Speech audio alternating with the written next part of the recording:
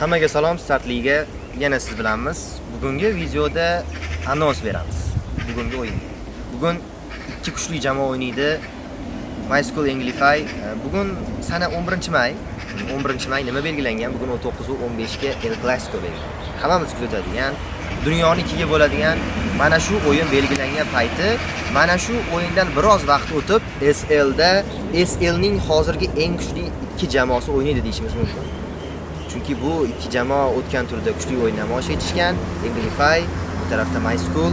Ana shu ikki jamoaning raqobatini bugun ko'ramiz soat 21:50 da.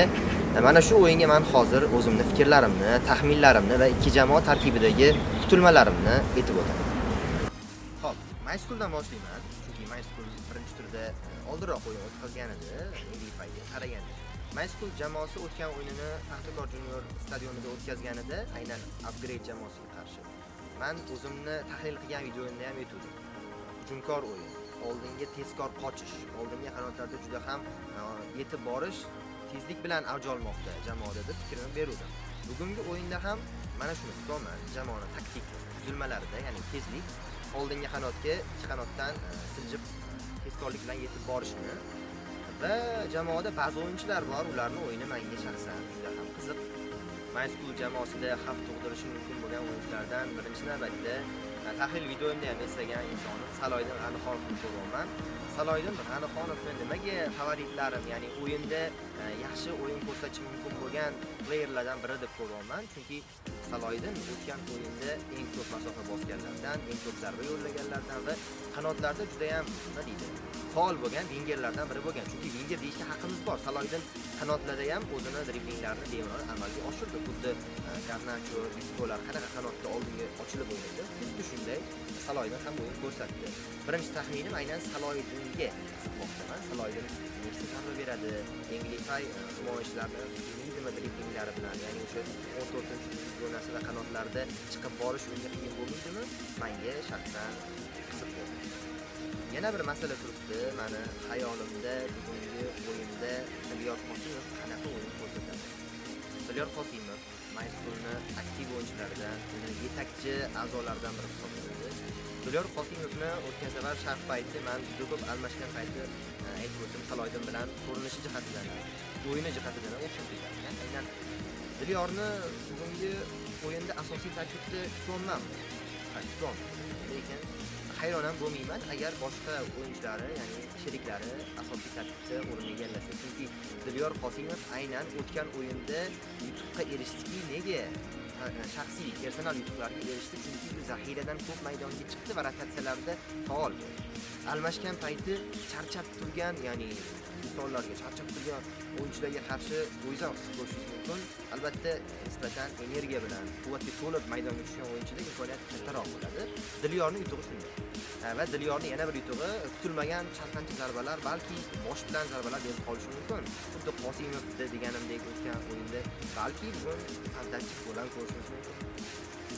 Navbatdagi taxmin albatta bugungi o'yinda My School darvozaboniga bo'ladi. Meni kutilmam darvozabon sevlarda o'zini qanaqa ko'rsatadi. Chunki ko'rib turibmizki, Englify'ning statistikasi zarbalar ko'pligini va XG'lar yuqoriligini bildirmoqda.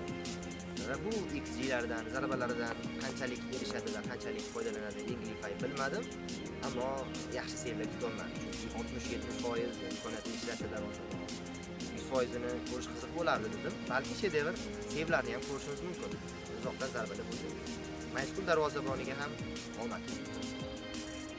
Endi Englify'ga o'tadigan bo'lsak, Englify jamoasi ham yirik hisobdagi g'alabaga erishdi. 5-3 hisobida Space'ni bilan 3 ochko egallagan. Englify jamoasi o'tgan turda. Englify'da jamoaviy muhit yana ham mutanosib ishladi, yaxshi ishladi deyishim mumkin. Chunki o'yinni shaxsan Ko'kshar Koshona stadionida kuzatib borganimda guvoh bo'ldimki, bu o'yinda hujum fazasi va himoya fazasi birdek parallel ishladi. Ya'ni men 3 ta o'yinchi hujumda zo'r o'ynadi yoki 3 ta himoyachi zonasiga yaxshi yetib keldi, bog'lamlar yaxshi ishladi deya olmayman, chunki mutanosib holatda hujum ham himoya ham birdek ishladi. Bugungi o'yinda ham agar Dilyorni, Saloydinni o'yini ochiladigan bo'lsa, Englify'da himoya bog'lamlari yaxshi ishlash kerak bo'ladi. Nisbatan paslarni o'tkazmaslik kerak bo'ladi. Englify jamoasida o'tgan turda hat-trick qayd etgan Bekzod Jo'rayevga juda ham qiziqman shaxsan bu o'yinda o'zini to'plarlar foydasidagi imkoniyatini yanada yaxshilab oladimi, holatini yana ham nima deydi, o'ziga qulay darajaga keltiradimi, gol uradimi degan savol bor. Bekzod Jo'rayev bitta ustun tomoni bor. Juda ko'p ustun tomonlari bor albatta, lekin kalit joyi deydi-ku, aynan shu kalit joyi uni 9lik zonasida tez paydo bo'lishi, ya'ni chiqib borishi deymiz-ku, xuddi mana kecha Sherlot 4 ta gol urdi o'zining sobiq jamoasiga qarshi. Ana shu, ya'ni tezkorlik, tepchilik, xuddi ana fizika va metafizikaga bo'ysunmaydigan harakatlar. Tezkorlik bilan paydo bo'lib qolish Bekzod Jo'rayevda juda kuchli. Bekzod Jo'rayevdan intiqib men xavfli zarbalar kutaman. Englify jamoasidagi yana bir kalit rolni o'ynagan a'zo bor, Nurulloh Sobirov. Sobirovning o'yinni boshida hattoki adashtirib ham qo'yganim Jo'rayev bilan, chunki o'yin uslubi o'xshab ketgani uchun, lekin bir farqi bor. Sobirov chap qanot va o'ng qanotda juda ko'p vaziyatni tozaladi. Ochiqni aytaylik, tozaladi. Highlightda ham guvoh bo'lgansizlar. Space'ni o'sha Mirzayev qanotida aktiv bo'lgan payti juda ko'p Sobirov vaziyatlarni tozaladi, olib chiqib ketdi o'zini o'sha paslari, harakatlari bilan. Bugun ham shunaqa o'yin kutolman. Menimcha, agar Sobirov ehtimol asosiy tarkibda bo'lsa kerak, agar Dilyor Qosimov o'ng yoki chap qanotdan joy olsa, Sobirov unga qarshi himoyada o'yin ko'rsatadi. Bu duelni ko'rish juda ham qiziq. Dilyor va Nurulloh dueli. Englify jamoasi darvozaboniga ham albatta to'xtalib o'tishim kerak. Kutilmam bugungi o'yinda boya ham aytdim, 60-70% skilllarini ko'rsatgan darvozabon bugungi o'yinda shedevr sevlarni amalga oshirsa, uzoq masofadan berilgan zarbalarni qaytarsa, xuddi o'sha kuchini ko'rsatsa degan ma'no.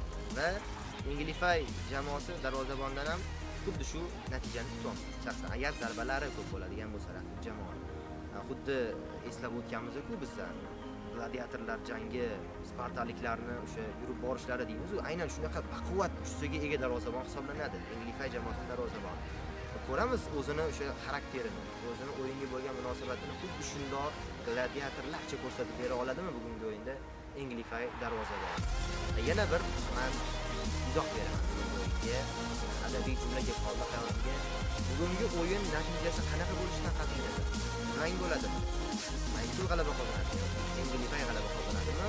Gollarga ko'rib, tabloga qarab, mavhum hikoyani ko'rgandek bo'ldim. Nega? Chunki mavhum hikoyada ham intrigalarga boy voqealarni ko'ramiz. Englify Maysur nima bo'ladi? Navbatdagi videomiz ham yakunlandi. 11-may 21:50 da Paxtakor Junior stadionida Englify Maysur. Ikki jamoaga ham omad.